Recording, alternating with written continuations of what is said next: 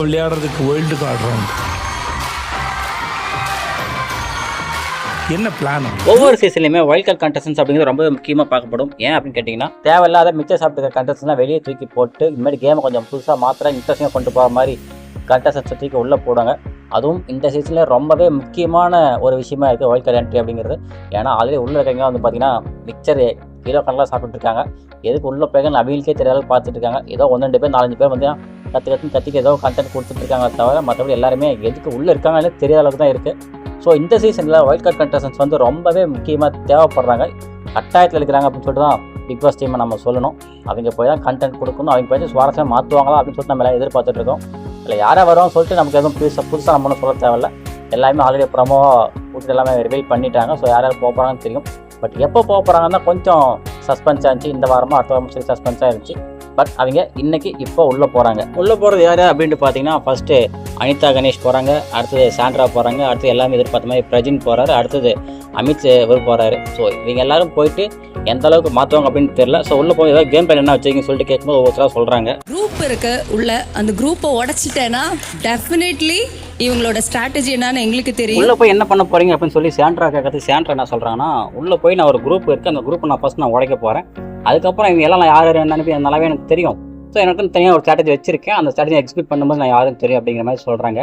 But நம்ம ஒவ்வொரு சீசன்லையும் பார்த்துருப்போம். அதுவும் முக்கியமாக போன சீசன்லாம் பார்த்துருப்போம். வைல்ட் கார்டு கண்டஸ்டன் உள்ளே போய் நான் அதை பண்ண போகிறேன் இதை பண்ண போகிறேன்னு சொல்லிட்டு வேகமாக உள்ளே போனாங்க.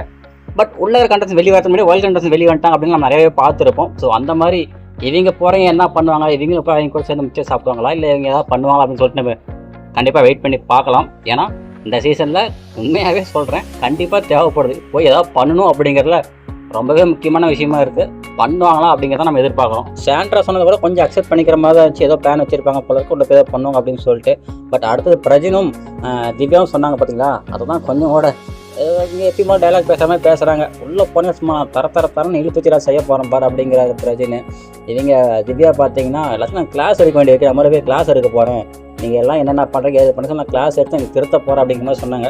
சரி ரைட்டு, இவங்க வாய்ஸ் ஆடால் தான் போல அப்படிங்கிற மாதிரி இப்போவே தோணுது. உள்ளே போய் என்ன பண்ண போகிறாங்க தெரியல.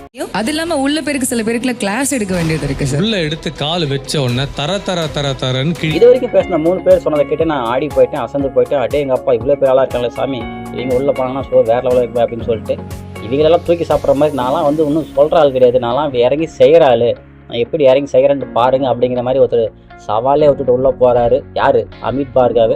ஸோ இவர் உள்ளே போய் இறங்கி செய்யலாம் பார்த்தா நம்மளை வச்சு செஞ்சுருவாங்க போல இருக்குது. அந்தளவுக்கு எல்லாம் பேசுகிற அளவுக்கு இங்கே 4 பேர் நடந்துட்டாங்கன்னா கண்டிப்பாக எபிசோட் சுவாரஸ்யமாக தான் இருக்கும். ஸோ நல்லாவே பார்க்கலாம்.